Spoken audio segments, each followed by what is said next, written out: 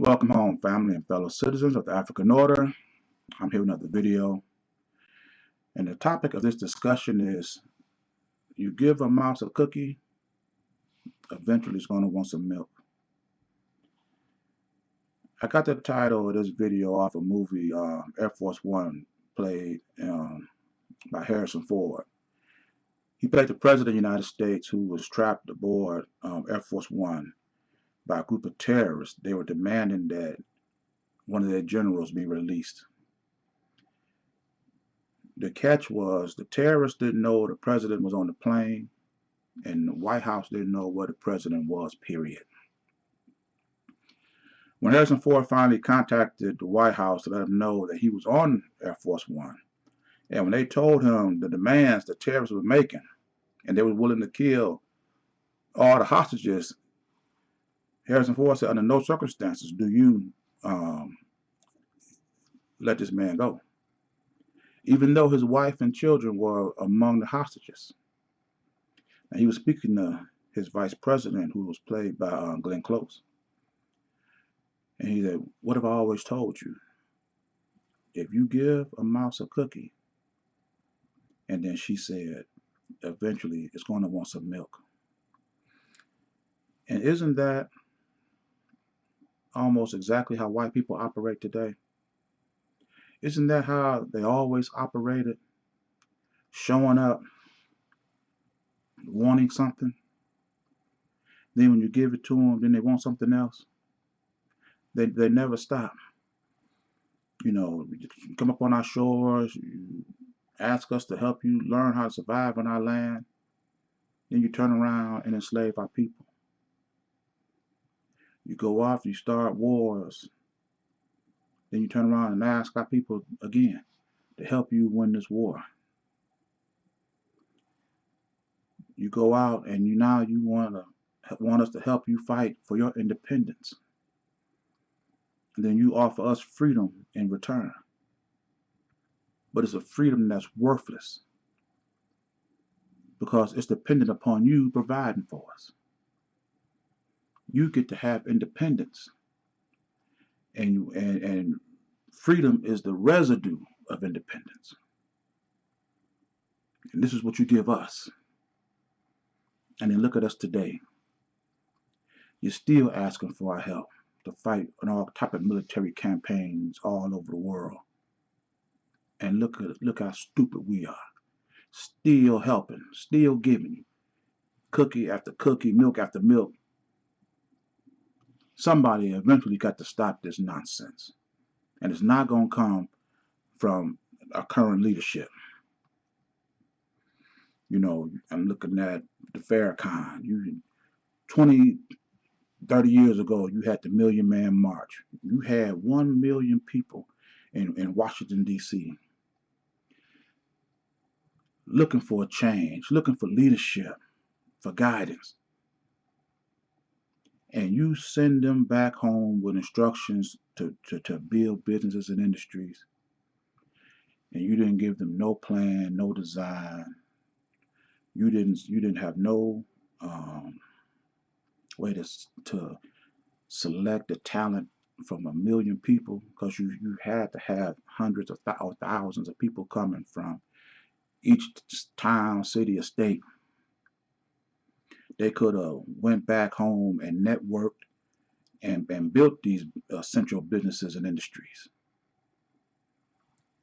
But you didn't do that. Then they say, well, it wasn't Fairkhans' fault. He told them to build. No, what you did was you told 1 million slaves to build. You didn't tell them how to organize. You didn't show them how to organize. You didn't give them a plan. You didn't keep up with it. So if Fairkhans not at fault for this, who was in charge of the NOI 20 years before the Million Man March? Who's in charge of the NOI today? So why isn't it his fault? You tell me you plant a seed to tell 1 million people to go out and build businesses and industries, and that's 20, 30 years ago, and you telling me you ain't asked for not one piece of fruit from off these seeds that you planted 30 years ago? You ain't asked for one apple, not one orange, one banana, nothing. You ain't ate from none of the harvest that you planted 30 years ago. So not only did you not have a plan, you didn't even have an appetite. We cannot continue to be led by these paper tigers that talk the talk and walk the walk. You see these white MFs is asking and demanding for more and more, and they don't care who they trample over to get what they want. We could build these sustaining industries in entertainment, automotive, manufacturing, food, clothing, whatever it is, computers, microphones, video cameras, headphones, anything we use, bottled water, anything we use. And then we can start segregating our talent from everybody else. Every time one of these white people want to have one of our people come and entertain their guests, you have to pay top dollar. And then when they call, well, you asking for too much for this person. You ask, can we get somebody from your B list? We ain't got no B talent over here. There's no B and C talent over here. All our talent is A list. So if you want them, you got to pay. And in the meantime, in between time, we can still use our talent to celebrate our accomplishments, celebrate our attempts, to announce our efforts. So it's not like we're gonna be sitting here just twiddling our thumbs waiting for Whitey to come around and ask us for something. We're gonna be in the process of doing these things for ourselves. This is not hard. This is not difficult. You just need leadership that can see beyond the barriers the white people have put in front of us. Yeah, they came here and put a sign of America on top of this place. But that don't mean all of our goals and ambitions got to be set right smack in the middle of whatever white people can own and control. So whatever we do, we got to continue, living life the way you tell us to. We can't live life the way we want to. It's got to be some point where something happened and it changed the direction of a people. To change the way you think. Because as you see, white people are not going to change on their own. I'm listening to the news the other day, and they're talking about either the governor or mayor of Nevada, Las Vegas, was talking about coming back after the pandemic. Say they make about $62 billion a year just off tourism. People coming to visit. And when the pandemic hit, tourism stopped. So now, you know what they're doing? Now they're thinking about diversifying. We can't rely on tourism anymore to bring us in $62 billion in revenue. Now they're trying to find other businesses and industries that they can start doing to create this money themselves. You see, this is what our leaders are not doing. You got a pandemic hit Las Vegas, and when you see yourself coming out of it, we can't be as vulnerable as we were before the pandemic. Because it's easy sitting back year after year after year after year, watching waves of people coming to Las Vegas. Sin City. What's done in Las Vegas will stay in Las Vegas. And you raking in billions of dollars a year. And then when the pandemic hit, now your money cut off. That initiates change. That's the reason why Las Vegas is going to change. Look at our leadership. You see economic impact, judicial impact, political impact, educational impact. And what is our leaders doing? They twiddling their thumbs, just running their mouths, and ain't doing nothing. Nothing to tell our people that we are not going to just sit back and let all these economic pandemics, political pandemics, judicial pandemics, political keep affecting our people, and we do nothing to protect and preserve our way of life.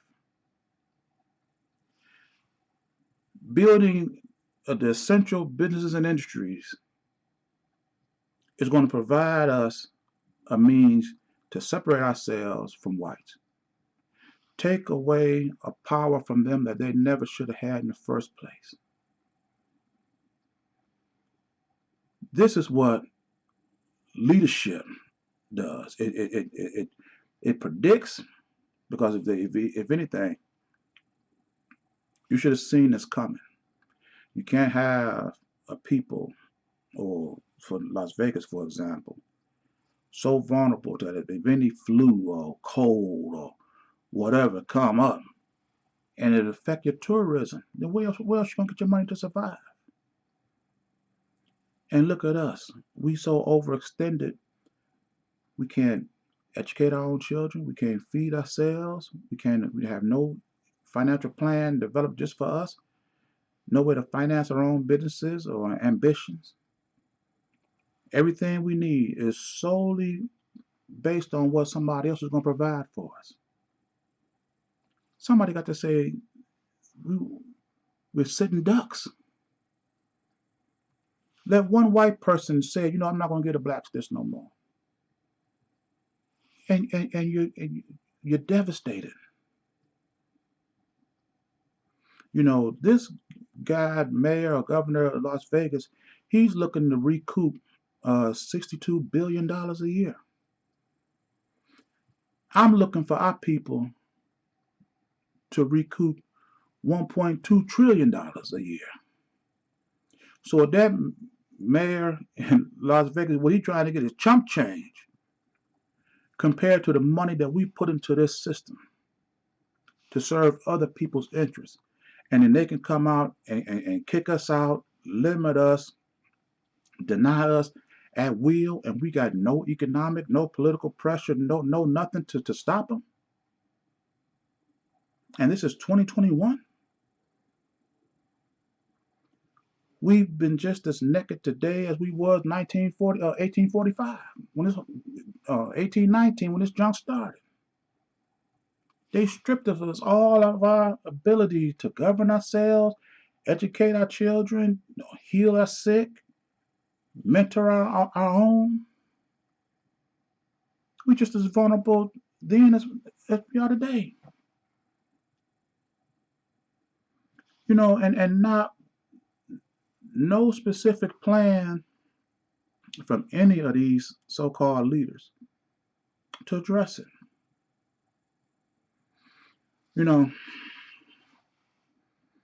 Before I leave this video, let me conclude by saying this. The sound you don't hear is the sound of our black leaders not complaining or anything, because they're being taken care of.